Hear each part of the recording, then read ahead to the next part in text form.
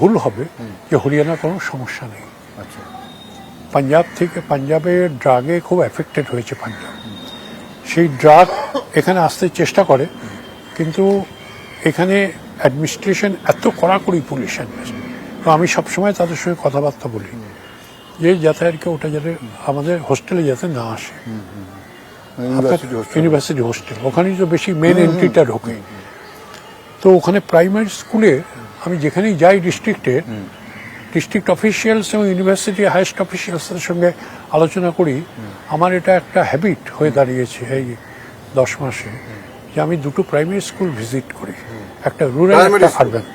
কোনো গভর্নর করেন না, একটা রুরাল একটা আরবান। আপনি বললে বিশ্বাস করবেন না, প্রত্যেকটা রুরাল প্রাইমারি স্কুলে একটা ক্লাসে 4টে পাখা, 1 2 3 4। আমি কিন্তু ভাবতে পারছি না, 4টে পাখা। নিজেও এখানে পড়াশোনা করেছি, আমাদের স্কুলে এসব নেই। আচ্ছা, বেঞ্চ আলাদা। আমি ওয়াশরুম, সরকারি প্রাইমারি স্কুল, সরকারি প্রাইমারি স্কুল।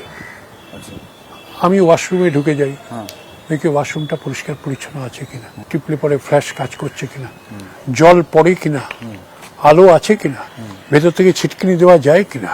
তো আমি সব গার্ডিয়ানসদের ডাকি যখন প্রাইমারি স্কুলে যাই।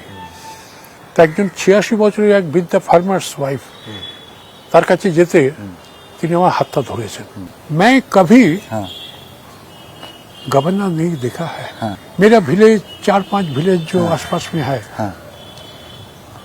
उधर का जो नागरिक है वो भी कोई गवर्नर नहीं देखा है, आपको देखा है, इसलिए आपको हाथ में पकड़ा है। लेकिन जब गवर्नर को देखा है, देखता है वॉशरूम में घुस जाता है। क्यों? आपको पोती है ना स्कूल के, पोती का सिक्योरिटी के लिए कि ठीक है कि नहीं, उसका फैसिलिटी सब अच्छा है कि नहीं।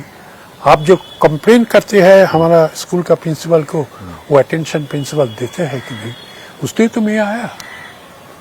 আর যেখানে যে প্রাইমারি স্কুলে ইনফ্রাস্ট্রাকচারাল ডেফিসিয়েন্সি আছে, আমি আমার স্পেশাল গ্র্যান্ট থেকে তাদেরকে আমি যথেষ্ট সাহায্য করি। ব্যাপারটা শুনলেন তো, মানে আমি রাজ্যপালের সঙ্গে কথা বলছিলাম, উনি হরিয়ানার সম্পর্কে এখানে বললেন। আমাদের এখানেও স্কুল আছে, প্রাইমারি স্কুল আছে, এখানেও পড়াশোনা হয়, এখানেও রাস্তা আছে, এখানেও শিল্পের কথা বলা হয়। কিন্তু উনি যা বললেন আর আমি যা শুনলাম আর আপনারা যা শুনলেন, তার মধ্যে কিন্তু বিশাল একটা ফারাক। নতুন সরকারের কাছে জনগণ এই যে ফারাকটা মুছে দেওয়ার যে দিতে পারে, তাই তো এটা সরকার একটা আশা করে যে এই যে ফারাক, একটা নতুন রাজ্য হয়ে কি পার ক্যাপিটা ইনকাম, সেই জায়গাটা যেন মুছে যায়, সেটাই মানুষের আশা।